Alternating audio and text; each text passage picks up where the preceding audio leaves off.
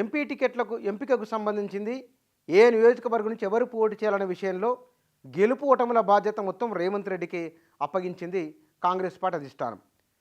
గాంధీ భవన్ వర్గాల సమాచారం, మీడియాలో వచ్చిన కథనాలను బట్టి చూస్తే కనుక మొన్నటి అసెంబ్లీ ఎన్నికల్లో రేవంత్ రెడ్డి ఫ్రంట్ పేజ్గా ఎలక్షన్స్ జరిగినాయి. లోక్సభ ఎన్నికల కూడా పూర్తి బాధ్యత రేవంత్ రెడ్డిదే. ఎందువల్లంటే మొత్తం రాష్ట్ర వ్యాప్తంగా ఉన్న సామాజిక సమీకరణాలు, నియోజకవర్గాల వారీగా, వ్యక్తుల వారీగా బలాబలాలు అవి రేవంత్ రెడ్డికి తెలుసు కాబట్టి వారికే బాధ్యత అప్పగించినట్టు తెలుస్తున్నది. లోక్సభ ఒక్కొక్క నియోజకవర్గానికి 20 నుంచి 30 మంది వరకు దరఖాస్తు చేసుకున్నారు. అధిష్టానం పెద్దలతో ప్రయత్నాలు చేసుకుంటూ ఉన్నారు. ఇన్ని జరుగుతున్నా సరే రేవంత్ రెడ్డిని కాదని బైపాస్ చేసి అస్థినకు వెళ్ళి అక్కడనే తిష్ట వేసుకొని కూర్చున్న వారు ఉన్నారు. సీనియర్ తామున్న తర్వాత తమకు తిరుగులేదని భావిస్తున్న వారికి కూడా చెక్ పెట్టింది కాంగ్రెస్ పార్టీ అధిష్టానం. లోక్సభకు ఇప్పటికే 2-3 దఫాలుగా సర్వేలు జరిగినాయి. ఈ సర్వేలలో ఎవరికి టికెట్లు ఇవ్వాలన్న దానిపైన 3-4 పేర్లు ప్రతిపాదన ఉన్నది.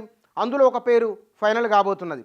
అయితే మంత్రివర్గ విస్తరణ, నామినేటెడ్ పోస్టులు, లోక్సభలో ఎవరు పోటీలో ఉండాలన్న దానిపైన ఈ 3 రకాల అంశాలపైన ఢిల్లీ పెద్దలతో రేవంత్ రెడ్డి చర్చలు జరిగినట్టు తెలుస్తున్నది.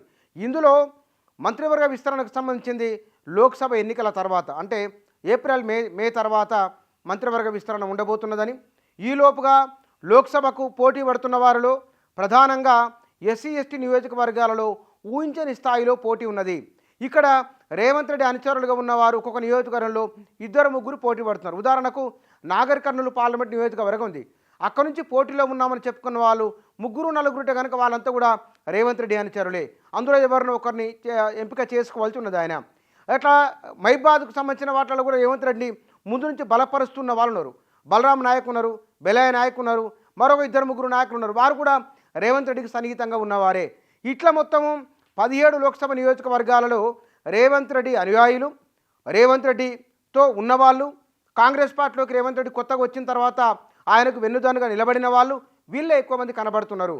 రెండోది, మొన్నటి అసెంబ్లీ ఎన్నికల్లో కొన్ని నియోజకవర్గాలకు పార్టీ ఆదేశాల అనుసారము లేదా స్థానికంగా ఉన్న రాజకీయాల ప్రభావము, అది కాదంటే కనుక ఎప్పటి నుంచో పార్టీలో ఉన్న వాళ్ళు ఉన్నారు కాబట్టి అలాంటి వారికి అవకాశం ఇవ్వాలనే భావనతో నల్గొండ జిల్లాలోను, వరంగల్ జిల్లాలోను, నిజామాబాద్ జిల్లాలోను, హైదరాబాదులో కూడా కొంతమందికి టికెట్లు ఇవ్వవలసి వచ్చింది. ఓడిపోతామని తెలిసినా సరే కొన్ని స్థానాలు కేటాయించవలసి వచ్చింది.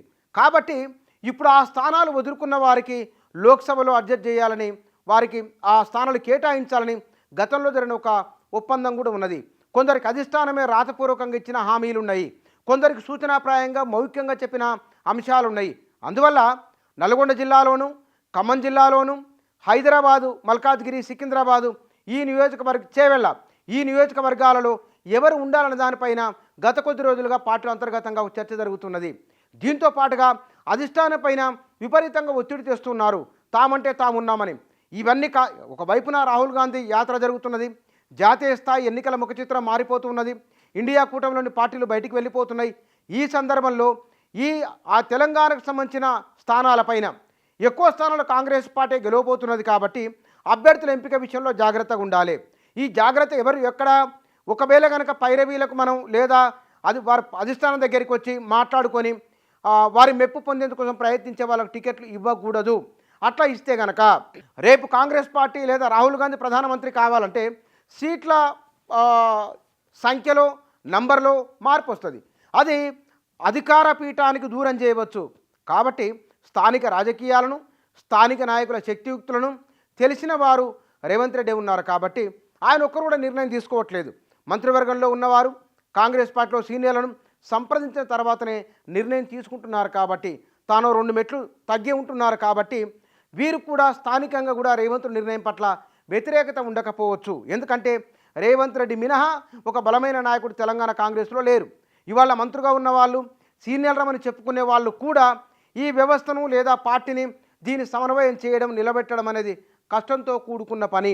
ఈ విషయం కూడా బహుశా అంటే అనుభవంతో అందరికీ కూడా తెలిసి వచ్చింది కాబట్టి చాలామంది 30-40 సంవత్సరాల పాటు కాంగ్రెస్ పార్టీలో ఉన్నవాళ్ళు, రాజకీయ జీవితాన్నే కాంగ్రెస్తో ప్రారంభించిన వాళ్ళు కూడా రేవంత్ రెడ్డి తప్ప మరో ఆల్టర్నేట్ లేదు తెలంగాణ కాంగ్రెస్ కానీ చెప్తున్నారు. కాబట్టి సీట్ల ఎంపికలోను, అంటే అభ్యర్థుల ఎంపికలోను, వారి గెలుపులోను మొత్తం బాధ్యత రేవంత్ రెడ్డిదే. కాబట్టి రేవంత్ రెడ్డి మీరే తెలంగాణలో ఎంపీ టికెట్లు కేటాయించేది మీరే, గెలిపించుకొని వచ్చేది మీరే, కాబట్టి బాధ్యత మొత్తం మీదే, మీరే భుజాలపైన వేసుకోండి అని అధిష్టానం పెద్దలు విస్పష్టంగా రేవంత్ రెడ్డికి చెప్పినట్టుగా తెలుస్తున్నది.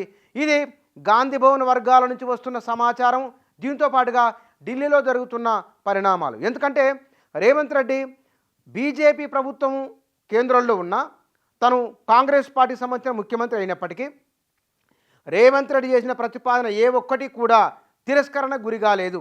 RRR గురించి మాట్లాడుతున్నారు. ఆ RRRకి సంబంధించిన సానుకూలమైన వాతావరణం వచ్చింది. వారు ఇరిగేషన్ మీద ఒక ప్రతిపాదన తీసుకొని పోయినక్కడికి దానికి సానుకూలత వచ్చింది.